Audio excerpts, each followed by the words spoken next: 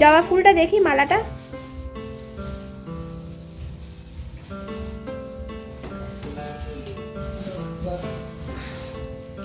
সব সময় বাবার হেল্পার। বাহ বাহ, দেখি দেখি, একটু ওঠো, একটু উঠে দাঁড়িয়ে দেখো তো।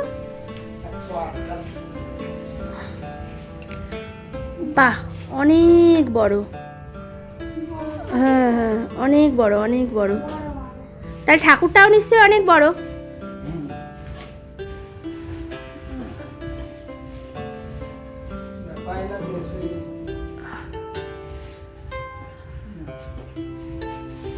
অনেক ফুল, সবই আমাদের বাড়ির।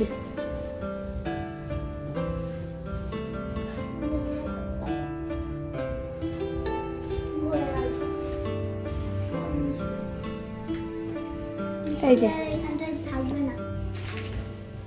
ফল, মিষ্টি, ফুল সবই আছে।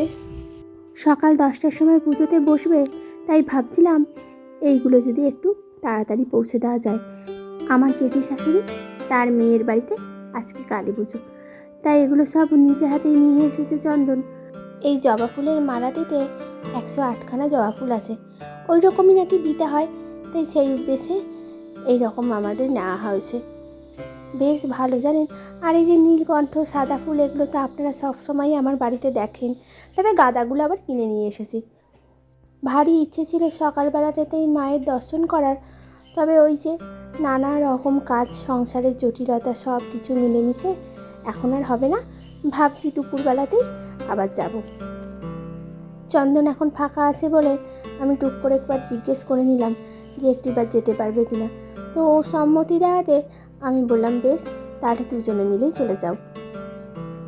যখনই কোথাও পুজো দিতে যাব না কেন, তার সমস্ত কিছু, সব কিছু ঠিক করে দেয় চন্দন। আর তার সঙ্গে থাকে সোহাগ। যতই চোখে মুখে দুষ্টুমি থাকুক না কেন, তবে এই পুজোর বিষয়গুলোতে দেখি ও ভারী আনন্দ পায় জানেন, বিশেষ করে যদি একটু নিজে হাতে সব কিছু করতে পারে। তাই এখানে দেখছি বাবার সঙ্গে বেশ ভালো সাহায্য করলো সব কিছু বুঝিয়ে দিতে। চলুন, এদিকে মনে হয় ওদের রেডি হয়ে গেছে, এবার হয়তো ওরা বেরোবে। তার আগে আমি সোহাগকে বলেছি একটু যেন গঙ্গার জল দিয়ে নেয়। চন্দন সব সময় বলে জানেন, যে কোনো জায়গায় পুজো দিতে গেলে সব সময় রেডি হওয়ার পর একটু গঙ্গার জল দিয়ে নিতে হয়। ব্যাস, দেখি এবার হয়তো আমি এটা দিয়ে দিই। 10টাতে ফোনটা নিয়ে যাবে, যাই না সব বাবার হাতে দিয়ে দাও।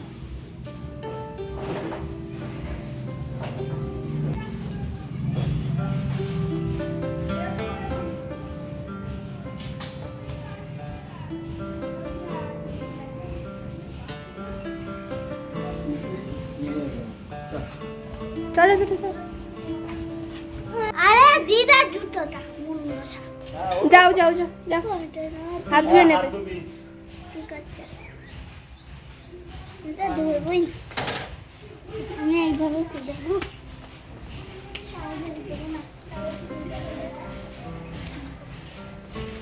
সবাই বাড়ি থেকে চলে যাচ্ছে, বাড়ি এখন আমাদের।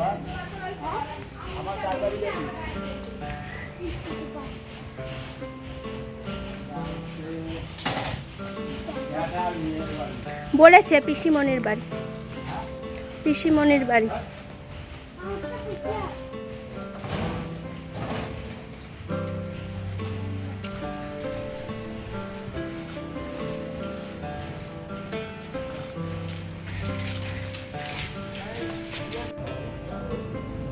নমস্কার সকলকে।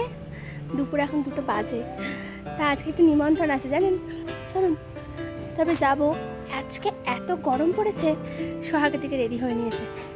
দাঁড়ান, সোহাগকে একটিবার দেখাই।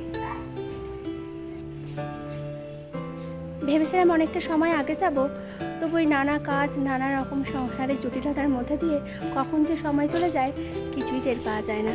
এই যে বলুন তো, এই পালক গুজে কেমন লাগছে? কেমন লাগছে? ভালো? আচ্ছা, একবার এইটা পরে আঁকা গিয়েছিলাম, দিয়ে সবাই হচ্ছিল এটা কবে কিনলি। কবে কিনলি? আচ্ছা, ঠিক আছে, তবে যাব, চলুন আপনাদেরকেও সঙ্গে করে নিয়ে যাই, ওখানে গিয়ে আবার দেখা হবে। বেলা প্রায় 2টা বাজে।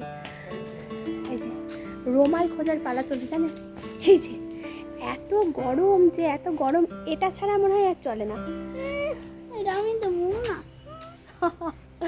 নিজে বলার জন্য চিন্তা হবে না। রেডি, চলো। সবই ঠিক করে। সবই পিঙ্ক, শুধু গেঞ্জিটাই ইয়েলো। চলো তার সঙ্গে চলো চলো চলো। পিঙ্ক আছে। এই যে বাড়ি থেকে সবাই বেরোচ্ছে। তখন এদিক দিয়ে যাবে নাকি, নাকি এদিক দিয়ে? এদিক দিয়ে চলুন তবে যা যাক, আর বেশিক্ষণ দাঁড়াবো না। চলে এসেছি আমরা সকলে, চলুন মাকে একটু দর্শন করে নিই আর একটু প্রণাম করে নিই, আর সকলেই সুস্থতা প্রার্থনা করি। আপনারা সকলে ভালো থাকবেন, সুস্থ থাকবেন। এখানে আসার পর জানেন, বহু আত্মীয় স্বজনদের সঙ্গে যখন দেখা হয় অনেক দিন পর, ঠিক এমন হয়েছে আমারও। অনেক দিন পর এখানে আসাতে সকলেই জিজ্ঞেস করছে যে কেমন আছো। এই শব্দটি হয়তো আমরা প্রতিটি আত্মীয়ার কাছে মনে মনে প্রত্যাশা করি।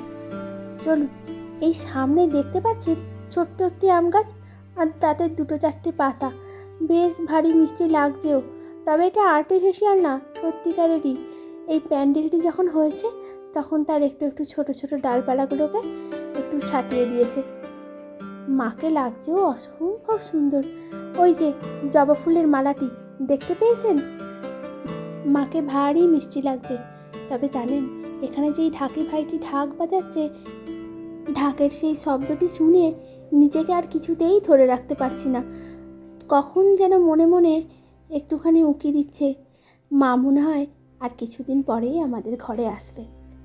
আর মাত্র হাতে গোনা কয়েকদিনের অপেক্ষা, তারপরে তো শুরু হবে পুজো। কিন্তু পুজোর গন্ধে চারিদিকটি যেন মমা করছে। পুজো মানেই তো এদিক ওদিক প্যান্ডেলে ঘোরা, নতুন জামা কাপড়, তার মজাই আলাদা।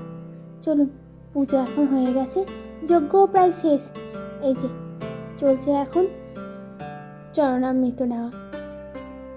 চলুন, প্রসাদ খাওয়া হয়ে গেছে, আর বেশিক্ষণ দাঁড়াবো না। যে পথ ধরে এসেছিলাম সেই পথটিকে আপনাদের একটিবার দেখাবো। এই যে গ্রামের পাশেই জানেন বাড়িটি, বেশ সুন্দর লাগছে চারিদিকের এই পরিবেশটি দেখে। সবুজ ধান ক্ষেত, কখন যে সোনালি হবে কে জানে। আর ওই দেখুন পাটকাঠি, নতুন মাত্র হয়ে উঠে এসেছে, কিছুদিন পর সেগুলো শুকিয়ে পাটকাঠি হবে। চারিদিকটি লাগছেও অসম্ভব সুন্দর। রাস্তার দুধারে যখন এইরকম দেখি, মনটা একদম আনন্দে ভরে ওঠে। এখন তো আবার আনন্দ মেলা চলছে, বাড়ির পাশে এরকম একটি মেলাও বসেছে ছোট, তাই সেখানে এখন এসেছি। এই যে সোহাগের জন্য কিছু কেনাকাটা করব।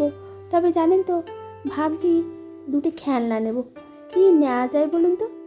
এই যে এখানে দেখছি পিৎজা আর বার্গারের সেট।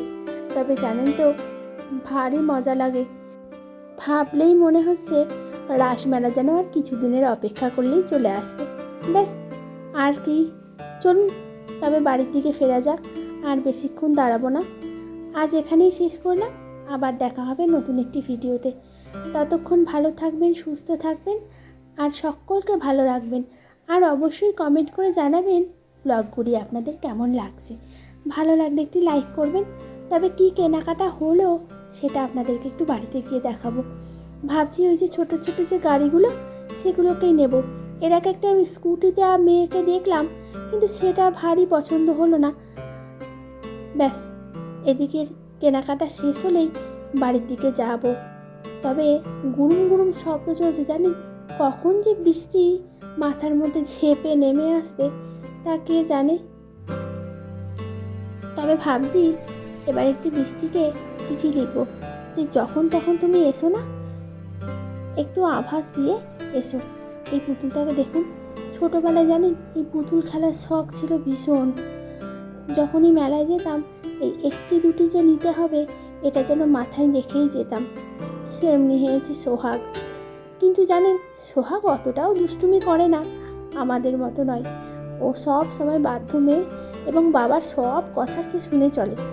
বাবার সঙ্গে তার একদম বন্ধুত্বপূর্ণ সম্পর্ক। আমরা যেরকম বাবাকে ভয় পেতাম সোহাগ বলছি ভয় পায় না। তবে জানেন চন্দন যদি একটি বার কিছু বলে ওঠে অমনি তার দু চোখ ভরে জল। যে যাই বলুক না কেন পৃথিবী কোথাও ভেঙে নেমে আসে না, তবে যদি বাবা কিছু বলে পৃথিবী যেন মাথার ওপরে ভেঙে পড়ল। চলুন তাহলে আজ এখানেই শেষ করলাম, আবার দেখা হবে নতুন একটি ভিডিওতে। ততক্ষণ ভালো থাকবেন, সুস্থ থাকবেন, আর অবশ্যই কমেন্ট করে জানাবেন ব্লগগুলি আপনাদের কেমন লাগছে। ভালো লাগলে একটি লাইক করবেন।